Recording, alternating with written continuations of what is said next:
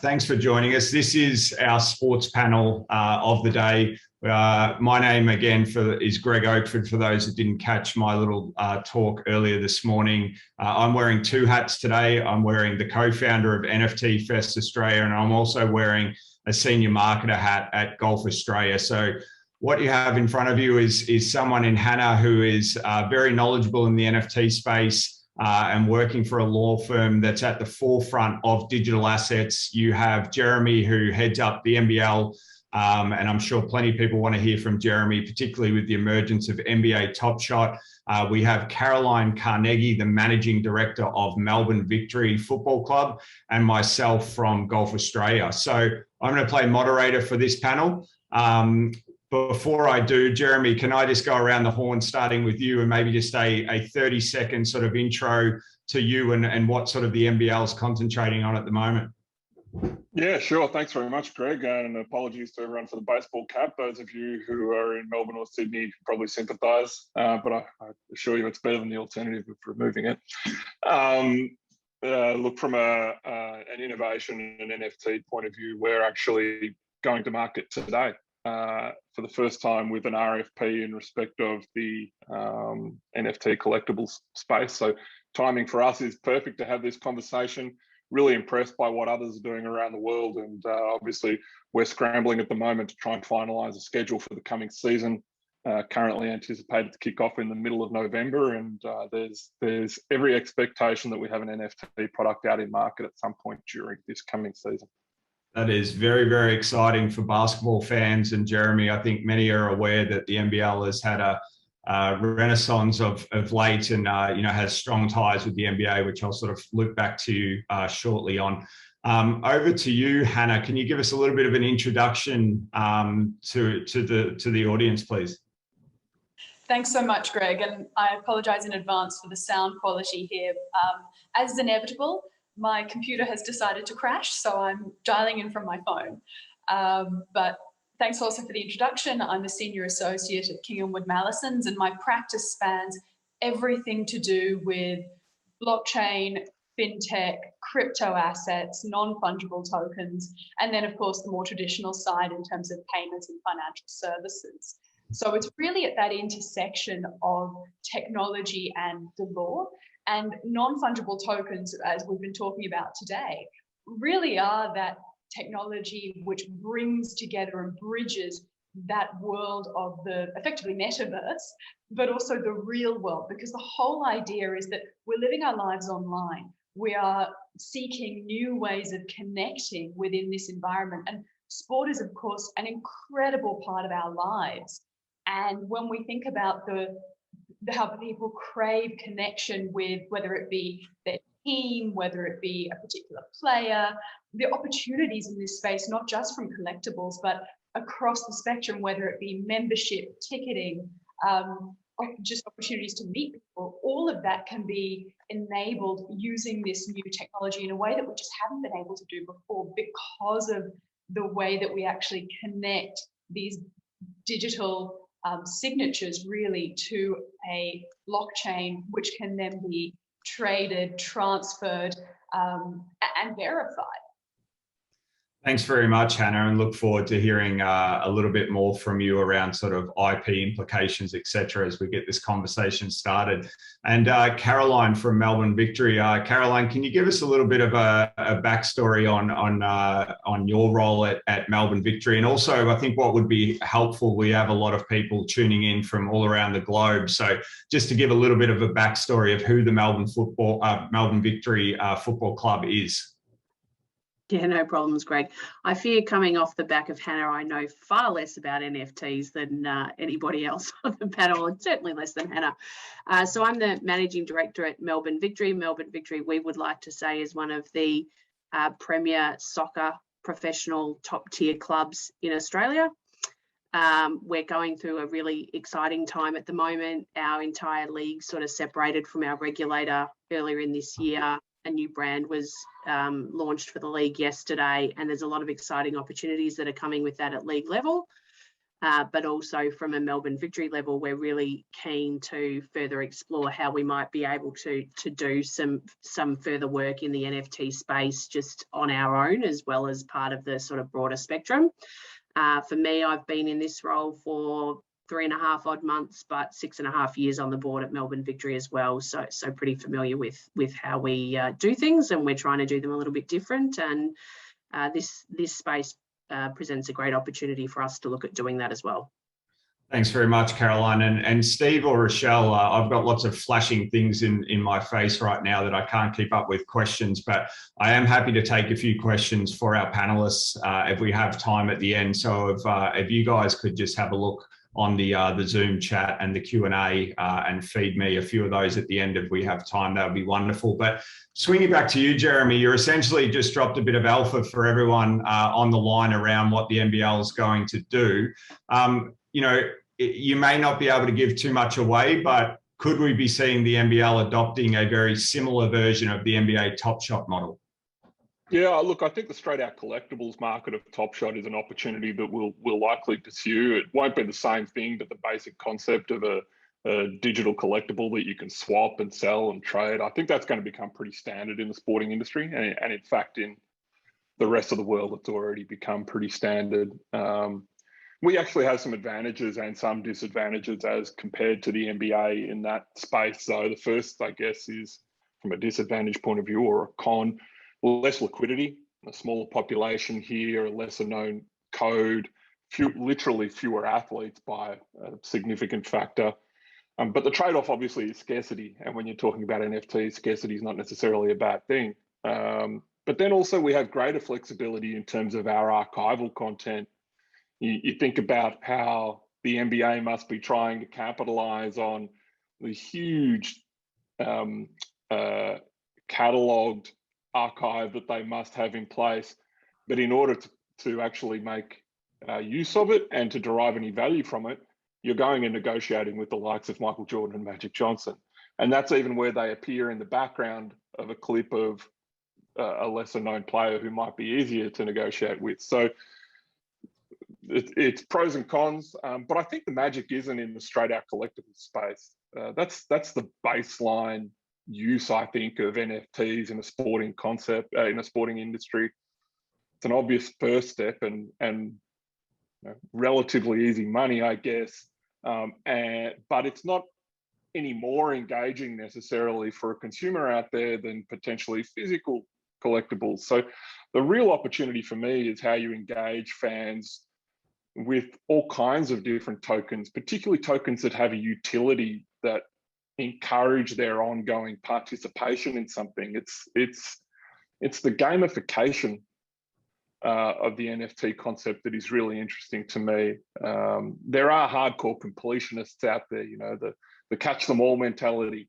But if you open it up to gamification, you capture an entirely new audience and potentially a way to drive other aspects of your more traditional business as well, including broadcast as an obvious example. Thanks, Jeremy. Just staying with you quickly on the NBA Top Shot. In your discussions with various execs at the NBA, do you have any sort of visibility on sort of what percentage of new fans were introduced to the NBA via essentially NFTs and the Top Shot product? And do you have sort of optimistic views that could translate in maybe a smaller way here locally? I think it was more the other way around. I think it was the traction that the NBA already had was introducing people to NFTs for the first time. And if you look at their platform, it evidences the fact that they've tried to make it as easy to use for someone who's not experienced in the NFT or blockchain or crypto environment. They're trading in fiat currencies for the most part. You don't have to get into the trade or liquidation element in order to have fun and just enjoy the completionist aspect of it. We're now, I guess, trying to capitalize on the fact that they and other truly global sporting codes have migrated fans into the NFT space, and that's now triggered their enthusiasm in the NFT space in sport. And now we will try and leverage those NFT aficionados to bring more eyeballs to our sport. So yeah, it definitely goes in both directions, but I would say that the NBA did a great service to the NFT industry by introducing millions of new people to the concept. Absolutely. Hannah, you mentioned yesterday when we had a brief chat that, you know, we talk about NFTs just being NFTs, but ultimately there's a variety of different NFTs. Do you want to just add a little bit sort of on what your thoughts are around sort of the different types of NFTs and how you sort of see implications around the NBA Top Shot model with sort of broadcaster IP, et cetera? Sure thing. I think before we get into that, the first thing is, as you say, broadcast. And as Jeremy was just identifying, you know, even at the base level of collectible, when you look at that, there is so much IP and so many legal rights that are wrapped up in that one image. And it is the individuals, it is any sponsoring that appears in the background. You need to get their permission to include that. Any music, you then need to have permission to license that music. You then need to pay the royalties on the back of it. You may need to even speak to industry bodies such as APRA-AMCOS. You may need to speak to music publishers. All of this for one short, even 30 or 10 or 5 second clip. I mean, that's completely different to the way that we think about some of the earlier iterations of these non-fungible tokens, such as CryptoKitties, where it's really just an image where you don't have to go and negotiate these incredibly complex deals behind the scene. But realistically, that's exactly what this is, because the whole point of an NFT is that it's actually simply the technological mechanism by which we are able to link this particular collectible ticket right to a blockchain to show, yes, that was purchased, or yes, that was provided at a particular time for a particular person to someone else. That's really all it is at a fundamental level. What matters so much more than that, or gives it the value, is not necessarily the NFT. It's actually all of this other set of arrangements that is built into the NFT at the time that you acquire it. I think Jeremy's point there around, you know, how can we use these to actually bring more fans in, to engage with them better in the area of sport is 100% correct, because it is that the bridge between the image, which have a whole raft of legal rights that you've got to think through before you're even able to make that available, with what you're actually doing. And when you talk about the bridge between the NFT and the physical, it's not just a matter of saying, I've got this image and I can view it on my screen. I can maybe put it up as a moving image in my house. It's actually then, you know, this moving image also gives me a right to, say, membership of the club. And then you bring into that NFT all of those rights you already have if you're a member of a team in the NBL or Melbourne Victory. And then you've got something which is more valuable perhaps than the current membership, because not only do you have your existing rights, but you also potentially have something that is tradable in a different way. But again, subject to whatever rights you've actually provided. So for instance, if a football club says, we would like to give you your membership either in the form of a non-fungible token or the current membership, except the current one is non-transferable, but the NFT is, well, perhaps you've created a form of membership which is even more valuable, because you can say at the end of the season or even halfway through the season, you know, you're moving somewhere else, you're unable to make it to the game, but you've got a friend who's also a fan and you want to transfer the membership to them. Well, it's possibly more valuable than the existing membership. And so you change the way that you as an organization have a relationship with the people who are interested in this area. But in order for that to happen, you've got to think beyond the technology. You've got to think of what are the rights that you're providing someone. How do you make those rights available? How do you set them up in those legal contracts that are provided at the same time that you provide that NFT, to make sure that these are properly provided and enforceable? Because ultimately, we're talking about businesses. We're not talking about something which is just in the realm of the metaverse. We're talking about something in the real world which has that interaction, which if you go to the true meaning of the metaverse and the true meaning of NFTs, it's about having something unique and about being able to enforce that in whichever realm you're operating. You make a very good point there, Hannah. And, it's not for people like Jeremy and Caroline and myself working in sports, there's a lot more T's to cross and I's to dot when we're talking in that regard. So they're very good points. Looping into Caroline and the Melbourne Victory. Caroline, similar to Jeremy, sort of as a global sport, both, football and basketball, I'll probably get shot as a Melburnian saying, calling it football, but you were nice enough to come today. So we'll call it football for the next 15 minutes. What are you sort of seeing globally in the world of football, in the NFT land, and what type of appetite do you think, Melbourne Victory supporters will have for NFTs? Yeah, it's a tricky one. Obviously, overseas, they're doing probably a lot more than we've started to do traditionally here in the space. And I think Jeremy's point about it not the collectibles being the base is how Melbourne Victory is certainly looking at it. So I mentioned before that we're heading into a new era with the way the league is structured now here in Australia being quite different. And there will be, similar to what Jeremy's doing in basketball, there'll be league properties, no doubt, and there's investigations happening at the moment in terms of how that might translate into NFTs at clubland and overarching.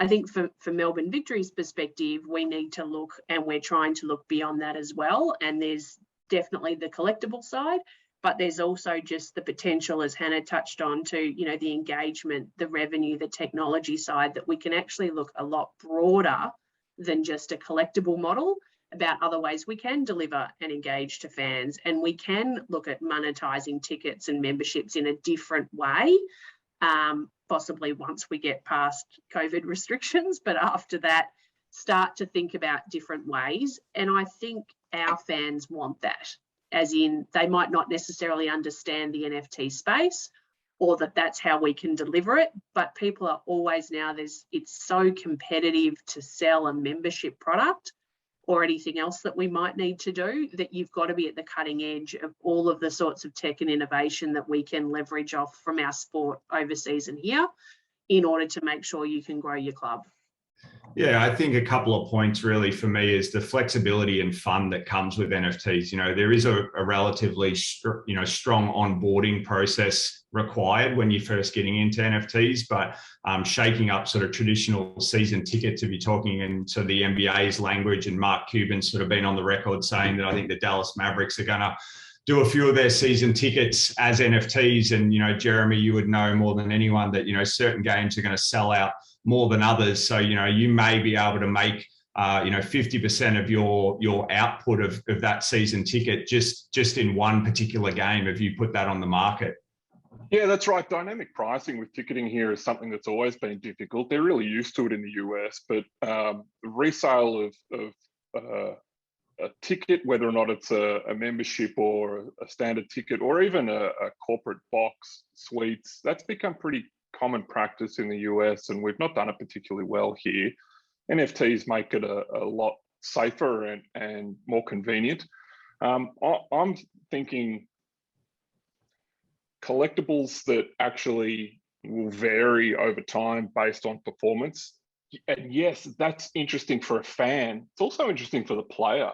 What about if the player contract is tied to an NFT?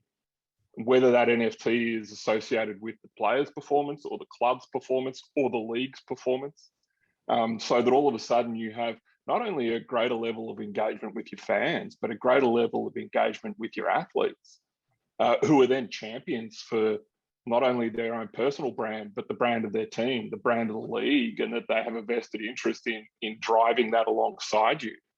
I think the utility of these things is not limitless, but I don't think we're scratching the surface yet.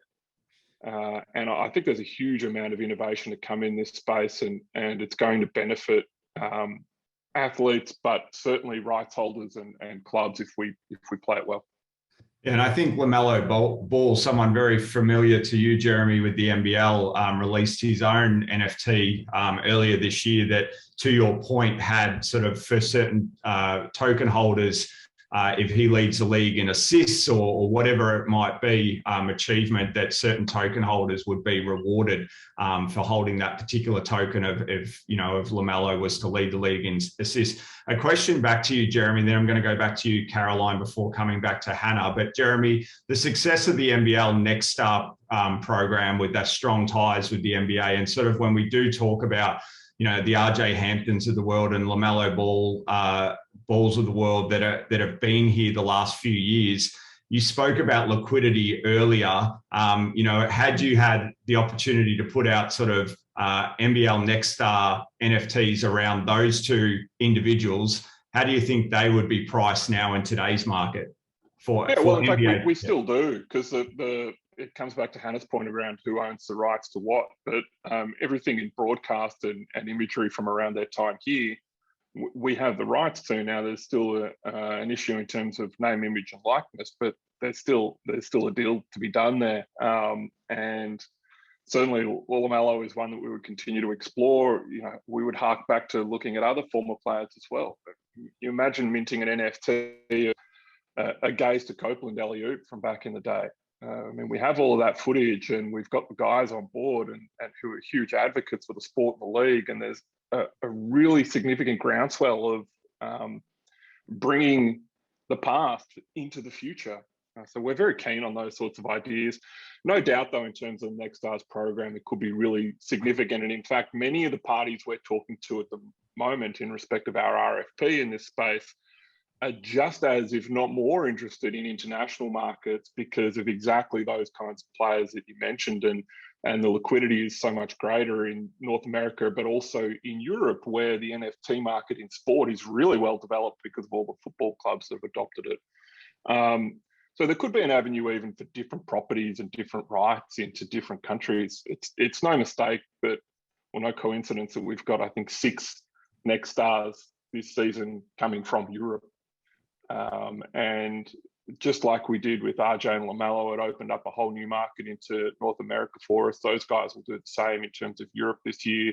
We've got 3 of the biggest names, well, literally speaking, coming out of Asia to play in the NBL this year, the most promising young Filipino basketballer and 2 of the best Chinese basketballers, both from their national team, coming and joining the league. And those markets are far more mature, and I can tell you a lot of the people lining up expressing interest in building those products for us have those specific markets in mind.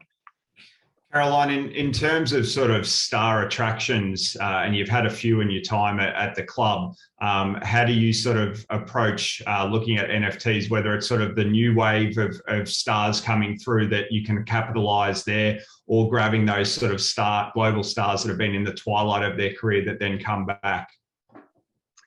Yeah, I think from an NFT space, there's 2 different things that we need to deal with, and we've obviously got collective bargaining agreements as a sport, which impacts the manner in which we might look at these things for our current players, and then we have, as Jeremy's sort of spoken to, separate arrangements that you can reach, which has got the archive footage, or we've got some of the our past stars who we can actually bring as part of a connection into the club by looking at how we can do projects like this with them together, which is sort of where Melbourne Victory is at the moment.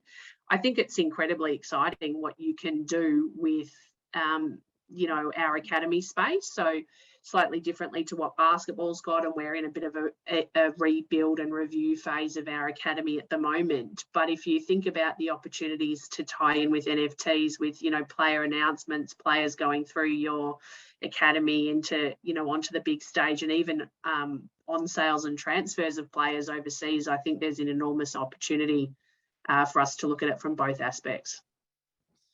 Hannah, would you like to chime in on that? Sure thing. I think one of the brilliant parts about this is we've been talking about this as NFTs for collectibles, NFTs to change membership, NFTs around ticketing. If this is successful, we're going to stop talking about NFTs. We're just going to talk about the next generation of collectibles, the next generation of ticketing, the next generation of membership, of interactions. And Caroline, what you were saying is this is all about, how do we interact with fans? How do we change those relationships? How do we build those networks internationally? because players do move internationally. Jeremy, as you were saying, they're not just people who were born in Australia who play here. So you can actually then leverage and build those communities even stronger using these new technologies. But actually, it's not a matter of it's an NFT for this. It's a matter of this is the collectible. This is the original one that was minted for this particular rookie. This is the original ticket that someone purchased which was actually connected to that particular game or match that someone played it. Now, that, we currently have people who buy and sell on-sale tickets after the event because they have certain properties. We're going to see that here too, except instead of trying to find a piece of paper you've probably lost and you no longer and has faded, you've still got that digital ticket. And so you can then actually leverage that going forward. So we're changing the nature of this. We're changing those relationships. And perhaps you say it's not just a matter of I've got the ticket stub. It's I've got the ticket stub and it's connected to something else. And there's someone going right. And there's some way of contacting a club or sending a message. All of this gets wrapped up in the NFT. It's a combination of the smart contracts and the underlying technology with those legal relationships. But going forward, we're not going to talk about it as an NFT. That's just what enables this to actually happen. That's what enables these new relationships to form. It's a very good point, Hannah, and something at golf that we're considering for our professional events when that gets back up on and running, such as the Australian Open, is actually sort of having those digital ticket stubs, but they may be attached for certain token holders for a free lesson with a PGA professional. So there's a lot of opportunity out there. Looping back, we've got just time for one or two questions. So here we've got, I'll put this to everyone, whoever wants to jump in first. Are we likely to see collaboration between clubs or even codes and leagues to get scale for NFTs in Australian sport, given the size of the population? Who wants to take that one? I think we are. Those discussions are certainly happening at the moment between, well, it's interesting, the people who will step into that gap. And I think broadcasters, people who own rights to footage from multiple codes will certainly seek to step in and play a role in that space. I mean, it won't be long, I'm sure, before the likes of KO or Optus Sports or the like are trying to capitalize on the highlight rights that they have across multi-codes and do precisely that. Absolutely. Did you have any thoughts on that, Caroline? Yeah, I just echo what Jeremy said. I think that's 100% right. It sort of makes sense that everybody does work together to maximise the opportunity, and obviously everyone will want their piece of the pie in doing so, but I think the broadcasters and media will have a bit to do with bringing everybody together on the same page. Hannah, just lastly, there's a lot of people outside of golf, basketball and football on this call, I know personally today, that work in the sports industry. What advice would you have to them as they start to navigate an NFT strategy from a legal perspective? I think the first thing to work out is, what do you actually want to provide to people? Start with, what are you giving someone? Don't start with the NFT. Start with, it's a collectible and this is the image. Start with, it's a ticket and these are the additional rights that we want to provide to someone. From there, you say, okay, well, we've worked that out. The technology is going to be an NFT. So you then need to pick your blockchain platform and think about things such as, what's the longevity of the platform? How robust is the community to develop and maintain that?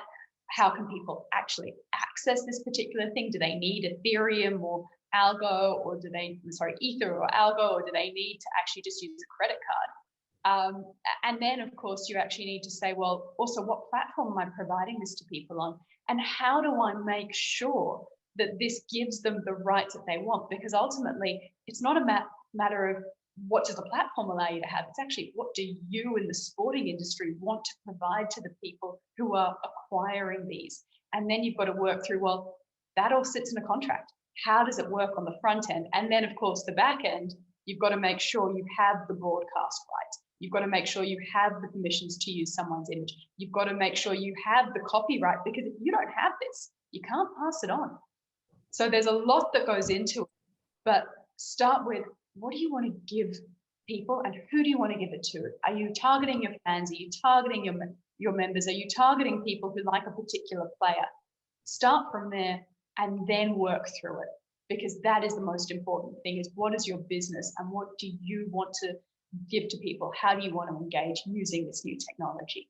Thank you so much, Hannah. Thank you, Caroline. Thank you, Jeremy. Jeremy, just quickly for any NBL fans on the line, and I'd certainly like to customize Ricky Grace from the early 90s with those old NFTs, but where can people find what's happening in this upcoming NBL drop? Yeah, well, it's a very good question. Whether or not it's native in the app or web-based, or you'll have to wait and see. There'll be an announcement coming hopefully in probably the next 4 to 6 weeks, I would imagine, of how we will be activating this coming season. But watch this space, it's pretty cool. Wonderful. Well, thanks again, everyone. I'm now going to hand over to Adriana Bellotti for our 1:30 session.